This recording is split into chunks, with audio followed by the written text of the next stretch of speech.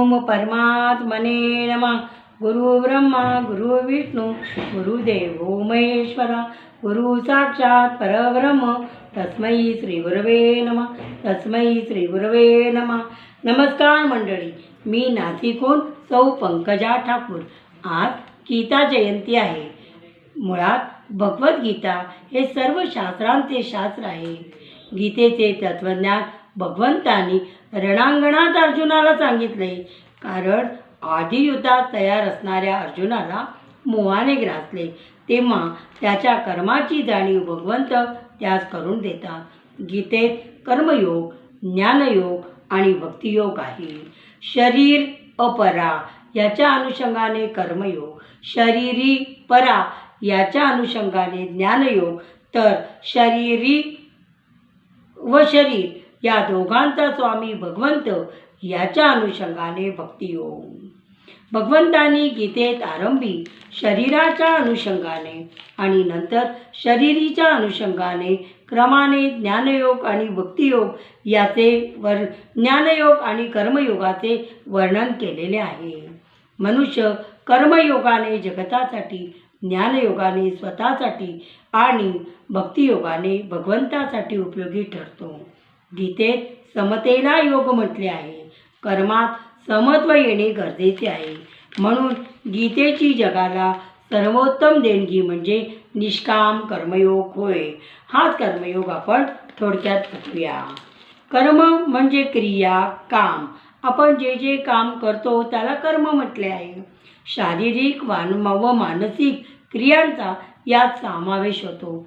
कर्माचे 3 विभाग, त्याला कर्माचा विपाक म्हटलेला आहे. क्रियमाण कर्म, संचित कर्म, प्रारब्ध कर्म. प्रत्येक कर्म हे मनातून निर्माण झालेल्या इच्छेमुळे घडते. तेव्हा अनावश्यक गोष्टींच्या विषयाचे आकर्षण वाटणारे विचार मनातून काढून टाकले पाहिजे. मनाला व इंद्रियांना ताब्यात ठेवणे आवश्यक आहे. मग कर्म करावे की करू नये? कर्म न करण्यापेक्षा कर्म करणे श्रेष्ठ आहे. कर्म केले की बंधनात अडकणार, तेव्हा कर्म करताना निस्वार्थ असणे आवश्यक आहे. गीतेत कर्माचा संन्यास सांगितला नसून कर्मातील आसक्ती आणि अहंकाराचा सांगितला आहे. भगवंताने प्रत्येक कर्त्यास कर्तृत्व व भोक्तृत्व त्यागायला शिकवलं आहे. भगवंत गुण व कर्मानुसार सृष्टीतील मानवाची रचना करतात. कर्म करण्याचा अधिकार मनुष्याला आहे.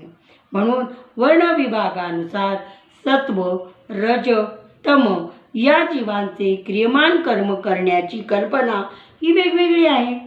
फळ मिळो ना मिळो कर्म करणे सत्वगुणी. मला कर्माचे फळ मिळाले पाहिजे रजगुणी. मला कर्माचे फळ मिळणार असेल तरच मी कर्म करेन तमोगुणी. यज्ञ हे सुद्धा एक कर्मच आहे. संयमरूपी अग्नीत इंद्रियांची आहुती देण्यास यज्ञ म्हटले आहे.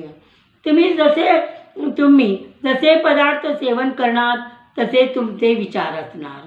म्हणून नेहमी ताजे अन्न सेवन करावे, जेणे सात्विक वृत्ती बळावेल. भगवंतांनी शरीर व वाणी व मन याकडून होणाऱ्या सर्व क्रियांना कर्म मानले आहे. सात्विक कर्म जर राजस किंवा तामस भावात कर्त्याने केले तर व राजस किंवा तामस कर्म सात्विक भावाने केले तर त्याला तसेच फळ मिळेल.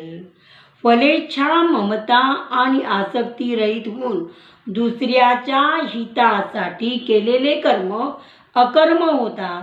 विहित कर्म सुद्धा दुसऱ्याच्या अहितासाठी केले तर ते विकर्म होय. जोपर्यंत प्रकृतीशी संबंध आहे तोपर्यंत कर्म करणे अथवा न करणे कर्मच आहे. म्हणून कर्मयोग्याने निर्लेप राहिले पाहिजे. अंतःकरण हे भक्तीचे असावे, कारण कर्मात व ज्ञानात तिची गरज आहे. भक्तियुक्ततेने कोणतेही कर्म व ज्ञान हे सुखाला प्राप्त होते. सूर्य हा एक कर्मयोग्याचं आदर्श उदाहरण आहे. भगवंत म्हणतात, तू कर्म टाकायचे म्हटले तरी टाकता येणार नाही. म्हणून तुझ्या वाट्याला आलेले शुद्ध कर्म तू कर. फक्त फळाची आशा व अहंकार न धरता कर व ते कर्म तू मला अर्पण कर. तुला माझीच प्राप्ती होईल. धन्यवाद.